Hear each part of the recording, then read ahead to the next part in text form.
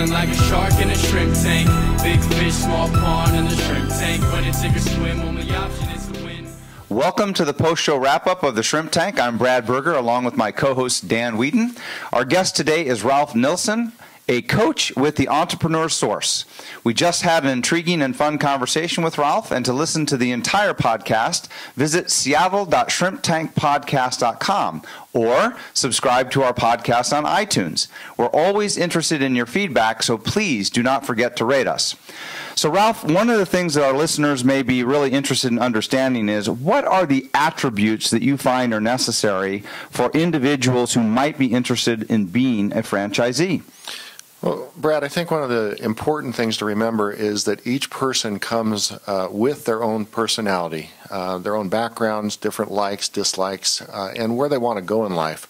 So I try very hard to get to know them better, to find out what interests them, and we try to use those personality traits that they have to discover franchises that will work for them. So I don't ever look at somebody and determine that they have to have a particular trait. We just try very hard to find franchises that will fit within the personalities that they have. Well, Ralph, I'm under the impression that franchise fees run the gamut from maybe very little to quite a bit. Talk to the audience about how you determine franchise fees for different organizations and what people can expect. Great question, Dan. Franchise fees are basically set by the franchise companies themselves, and the fees can range in quite a large range. Basically, what I do is we have certain franchises where our sweet spot is, and that franchise sweet spot is usually between $12,000 and I'm going to say $150,000. Franchises, sometimes they have a fee, and then they have what we call an all-in. And the all-in is what I'd like to focus on, because the all-in basically means, what is it going to cost you to open up your doors day one if you choose to have a brick-and-mortar shop. The other part to consider is that there's a lot of franchises, almost 40% of them now, that are in-home franchises, so that you don't have to open up a brick-and-mortar store, which is more costly. But franchise all-in fees can range anywhere from $12,000, $14,000 for a vending machine type franchise, maybe $30,000 to $40,000 for service franchises like carpet cleaning, up to $150,000 for some smaller brick and mortar operations.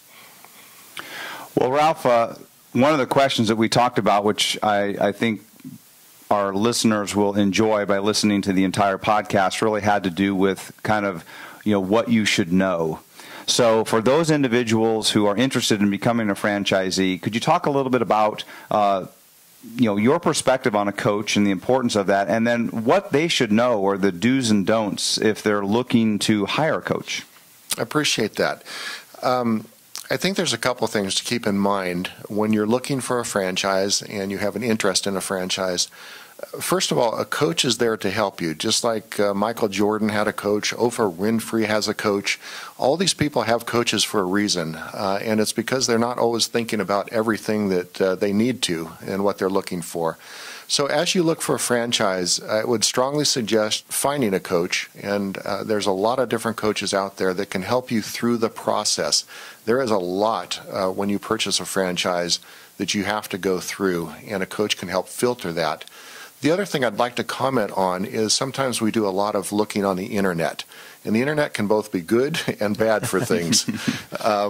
So as you go on the internet, if you look at a franchise you're interested in and you sign up on that franchise and you say, I'd like more information on your franchise, they do take your name and they put it down, and you no longer can work with a coach. A coach cannot legally go in and do that. The franchise will work with you directly.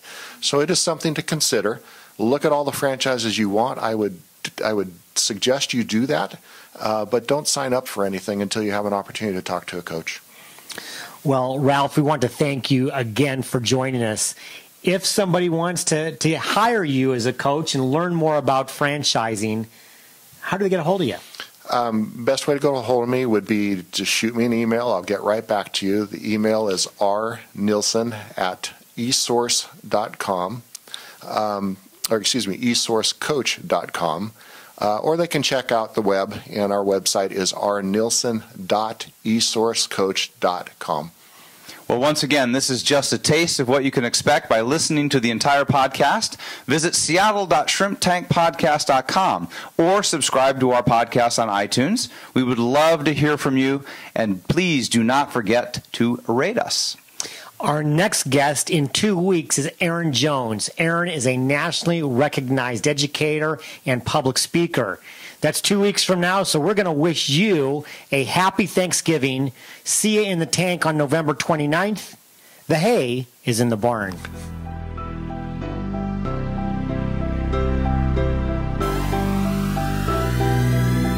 I've been feeling like a shark in a shrimp tank.